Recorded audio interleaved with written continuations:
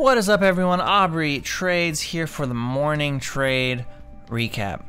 Not terribly great today. Walking away down about $20 from EVK. Now, I did have one redeeming trade on NAOV. That did bring things a little back. Not nearly as bad as it could have been, but still. My EVK trade really just put me on the wrong track, the wrong mindset. So I actually was really proud of how I handled my NAOV trade, which kind of helped me out a little bit. We'll talk about it though. EVK I had on the back burner as a possible like bounce play. So EVK, if we'll look at the day chart, this was a recent runner. 2 red days, down a bunch off the highs, kind of hanging around this support area, which I kind of had at the top of this last curl. Just, you know, rough estimate.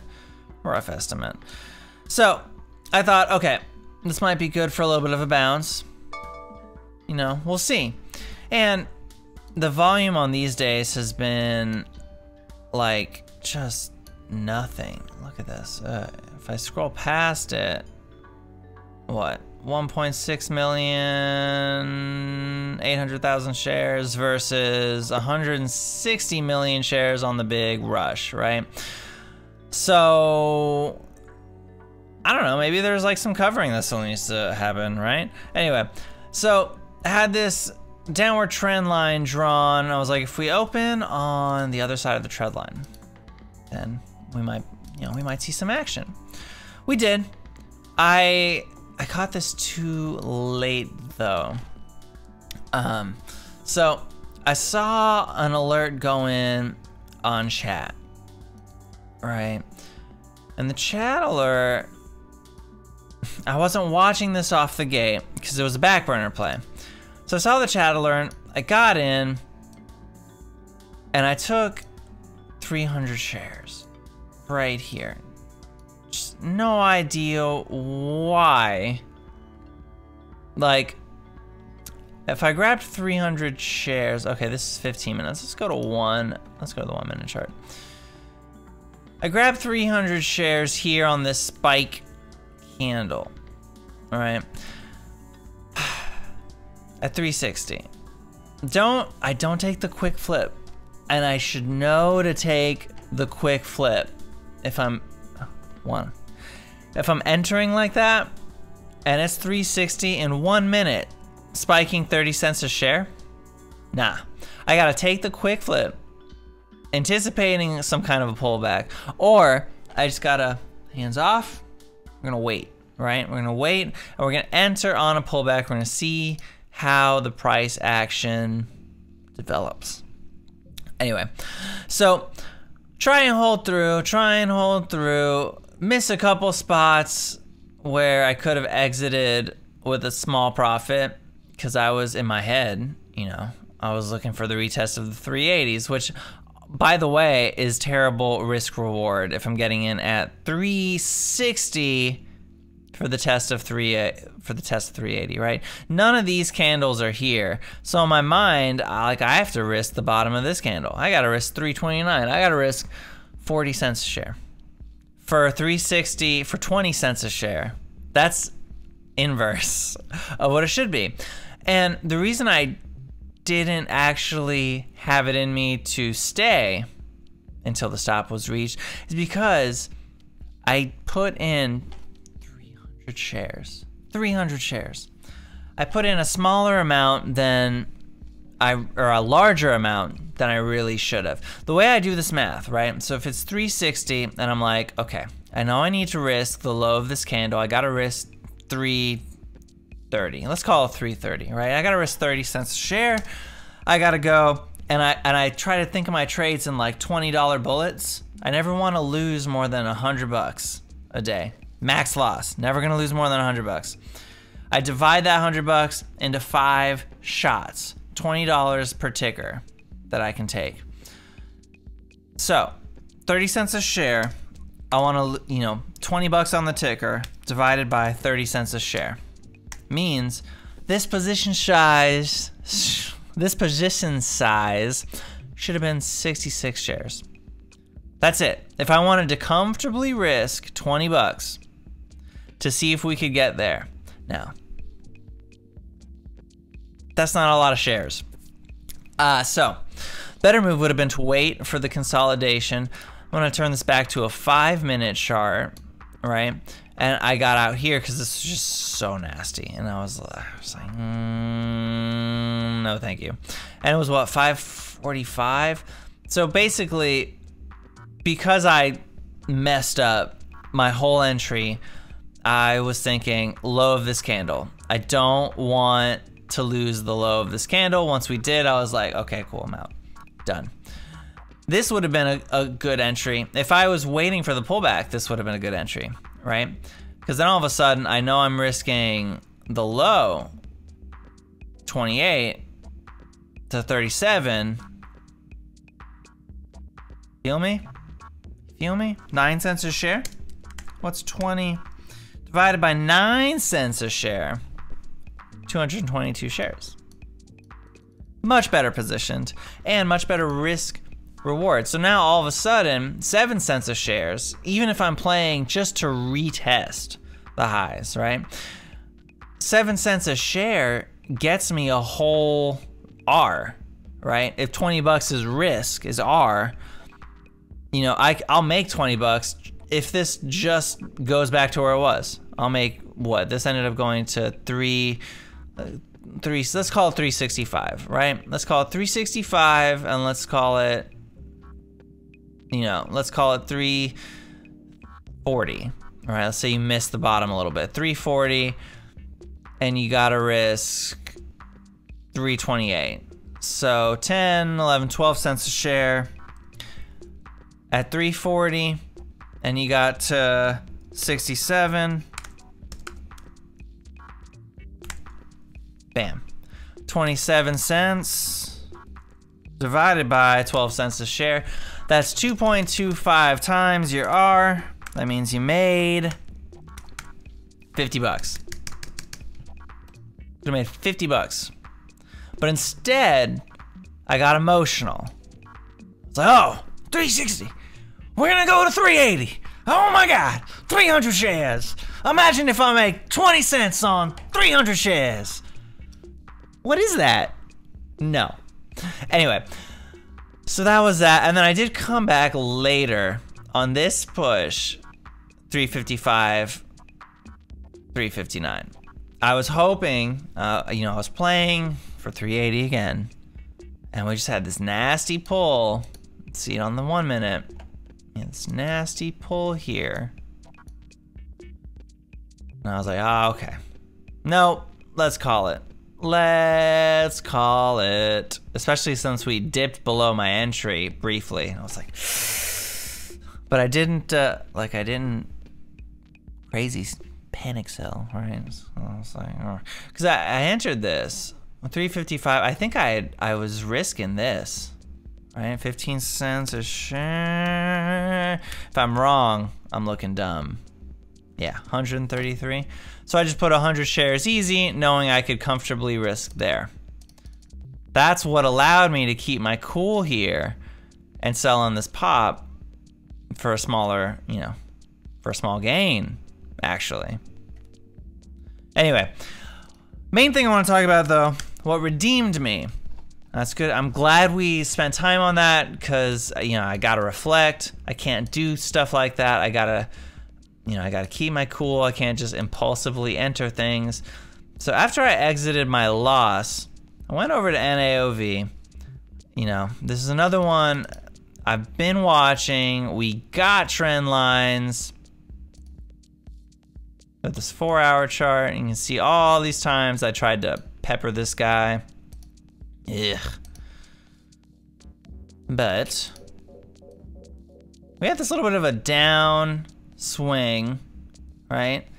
Then we kind of popped out of it, down swung a little bit, but this line held. Where it failed here, it held at the end of the day.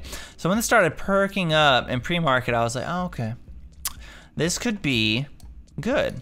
This could be good for a potential retest from what, the twos, the early twos to, I mean, as high as 3, right?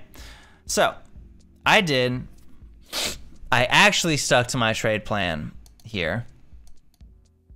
I'll show you. This is what made today not feel like a total like waste, right? And I think it was a good challenge to slip back into the analytical, like I gotta cool my head. I know I just made a stupid decision, but we gotta move on, right? Okay, can't let that inform my next trade. I gotta just go back to my rules. So I come in, I see this doing its thing. I'm like, okay, we potentially could reach 3, knowing that 250 is gonna be a, you know, a key level. How do I know it? Whole dollars and half dollars tend to be key levels. That is what I've been told, and that's what I've been observing. And look, 250s, you see all this little indecisive action. It's like, oh, we're gonna go to 250? No. We're gonna dip down, we're gonna go back to 250? No. We're gonna go over it a little bit? No. And then we're just gonna, boop, right? So, back to the 1 minute chart. I see it doing this little bit of an action. I know I'm gonna watch 250. I'm not gonna be afraid to take the profits early, right? So we're here. I take 100 shares at 236. And why 100 shares? Because we're here. I'm keeping the risk tight. I'm risking this low, 133. I'm risking 3 cents a share. 20.03. Oh, I could have taken way more of this. This is not what I was risking.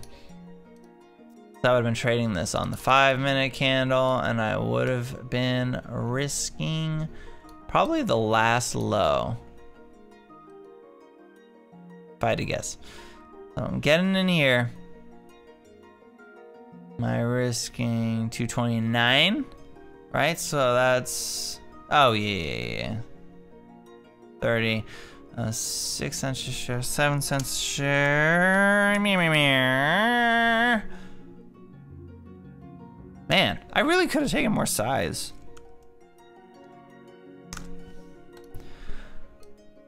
$100 shares.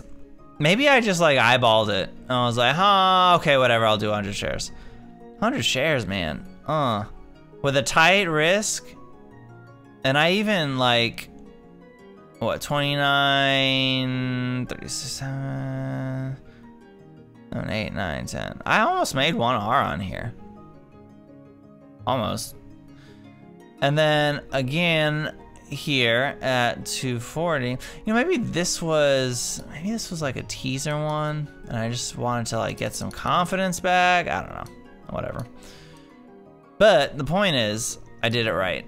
And then here we're 400 shares at 240, and this time I'm risking 35.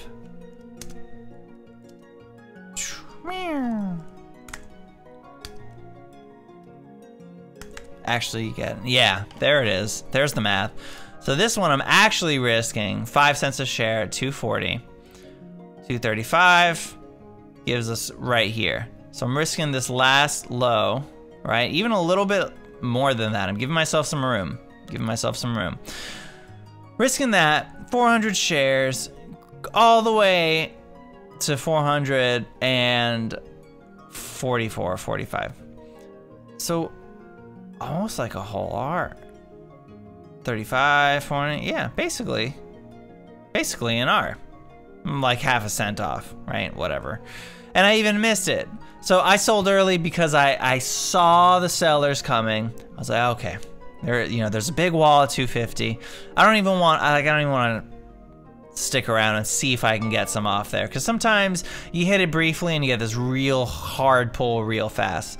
And I was just, play it safe, right? So I took my 400 shares, sold it for 5 cent profit, and that got me to cut my loss, I mean, basically in half.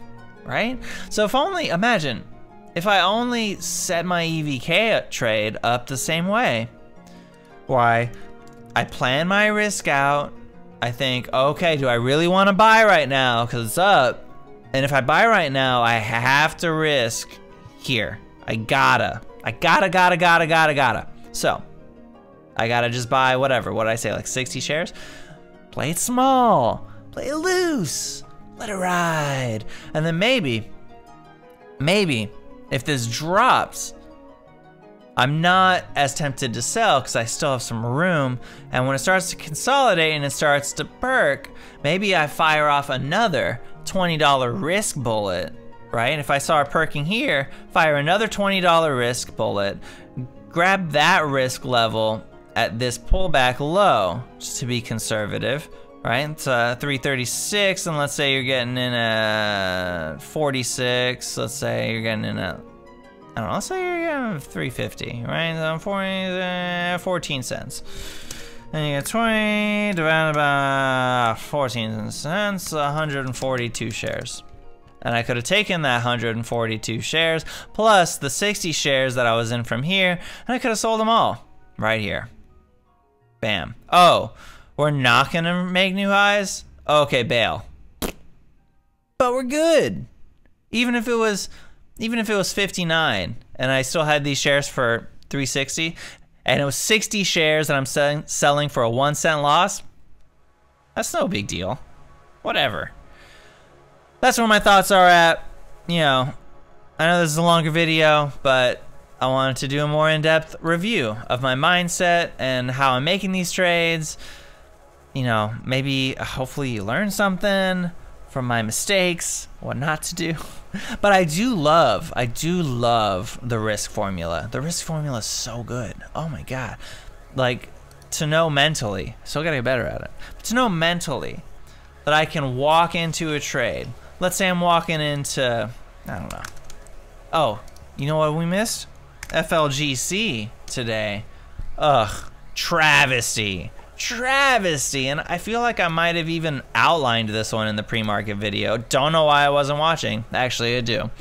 Because I don't like stocks above $4 for my tiny account, which is lame. But this is just, ugh. I mean, look at all this. You got this long-term uptrend, right? And this is a little mashy, but whatever. It held. Closing at the lows, bouncing, or like closing, holding this upper support trend line, starts spiking. That's all, that's your whole signal. Oh, and then we blow through this price level, which I had like as near the highs of this, you know, where it kind of failed. Blowing through it, 1333. I mean, jeez. It's almost a 30% move, folks. And I missed it. Oh well. But anyway, that's it. Let's do a quick check-in. SPY's still hanging around, all-time highs. Nothing crazy from my my OTCs. Oh, Mighty, Jesus. Look at Mighty, 34 cents, hitting 38 right now. That's crazy. That's crazy. I just, you know, the OTCs, I don't know. Like, I know I do better on them statistically, but they're just so, I don't know. They freak me out, man. They freak me out. I mean, so I want to have a big enough size for the commissions not to eat me up, but that means I gotta have like a tight wrist too to make this count for anything. So if this confirms, then let's say I buy like 36. Let's say you get 36. And you gotta risk 35, 357. Oh my God. The difference is, I'm gonna call it a penny. And I risk a penny.